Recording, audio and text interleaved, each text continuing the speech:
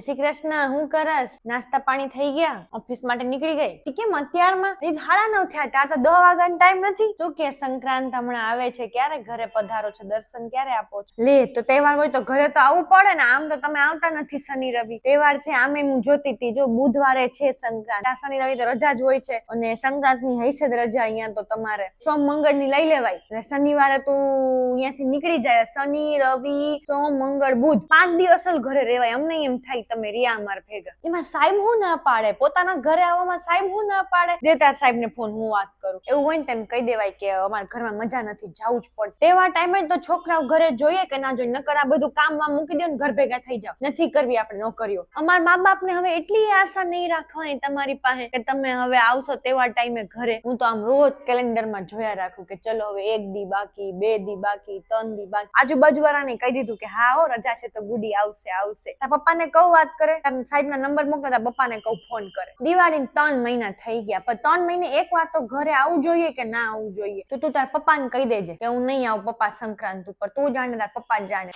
અમારે તો કોઈ આશા જ નહીં રાખવાની અમારા છોકરાઓની. તેવા ટાઈમે કહું, તેવા ટાઈમે તું ના આવી હક. કીધું ખાલી 5 દી હાટુ આટો મારી જા, અમને ટાઢક વરે. રોવે નહીં તો હું કરે? આવી જઈશ? હા તો આવી જજે. ટિકિટ બુક કરાઈને તારા પપ્પાના WhatsApp માં મૂકી દે. પપ્પાને કહેજે તેડી જાહે તને સ્ટેશને.